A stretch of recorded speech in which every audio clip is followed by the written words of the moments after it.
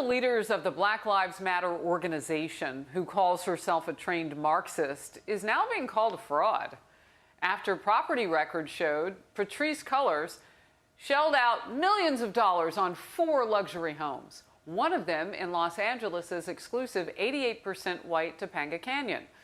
This, as the Associated Press reports, Black Lives Matter took in some $90 million in donations last year. Now remember, this is the organization. The movement with people in the streets, they're not getting rained down on by cash.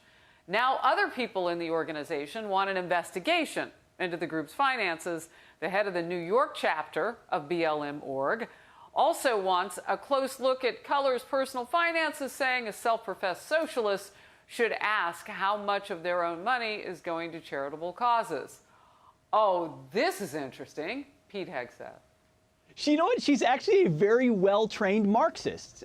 It's because she's a member of the bourgeoisie. She controls the means of production. It's the proletariat, the masses that get to enjoy the fruits of Marxism. Like all those local chapters of Black Lives Matter that are having to do GoFundMe pages because they've never seen any of the money from the central machine, which is raised up to $90 million and growing. So this doesn't surprise me at all. She got the ability to have access to cash and wealth through a movement which has metamorphosized ever since. And she's being called out for it. And hopefully there is an investigation. We don't know where she got the money and how she earned it. And maybe she's turned into a capitalist. But those Marxists have a way of enriching themselves when they're at the top.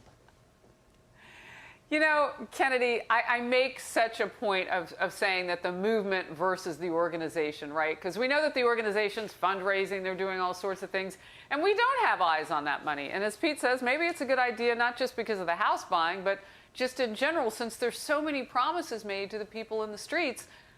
But they're, you know, it's not like they're members. They're just in the streets because they want social justice. So what do you think they need to know about this situation? That the people, you know, and obviously it's important to make that differentiation. I'm glad you did, because there are people for whom the phrase Black Lives Matter resonates. It means something to them, and it is a cause worth fighting for. There are other people who are really, really good at marketing, and it's funny that they call themselves socialists because they're really hyper-capitalists. And, you know, again, I love capitalism. And I'll go ahead and give her the benefit of the doubt. I have no idea how much they paid in taxes, if they paid any money in taxes, if they're a 501c3. But let's say she made her money in GameStop and Bitcoin. And if that's the case, and she participated in the thriving aspects of the free market economy that have not been tamped down by the federal government, then good for her. Real estate in LA, always a great investment. So in that respect, I'm very, very proud of her. I just want to dip my toe in the water real gently here in the river of hypocrisy. Can we? Just for a moment. I'll put my flip-flop back on in a second.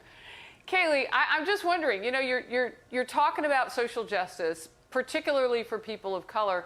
Why not take those funds that you've earned, maybe, you know, Dogecoin, wherever she got rich, paid her taxes, did whatever, as Kennedy points out, we don't know.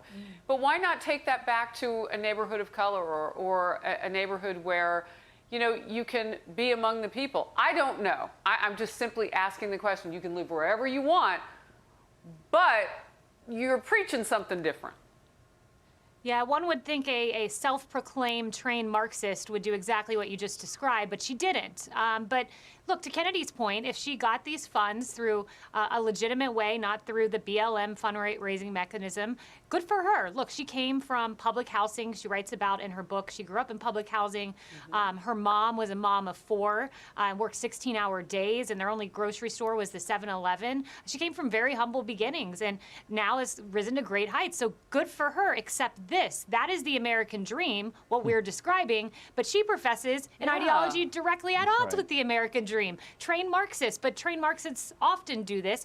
Bernie Sanders, a self-proclaimed Democrat socialist, makes millions and has 3 houses. Elizabeth Warren has a net worth of almost $8 million. So as we find with trained Marxists, socialists, and others, they often don't practice what they preach. Yeah, you know, I guess I just see it as a missed opportunity, Emily. She should be, or could be, I shouldn't say should be, because it's not about the judgment, but she could be, you know, lifting others up and teaching them how to do exactly what she did. Pulling them out of poverty so that when things happen, they don't have to loot and break things. They actually have a future that they can participate in and lift themselves up, and then challenge a justice system to treat them better. Right. There is nothing wrong with using your hard-earned money to purchase large homes and whatever you want.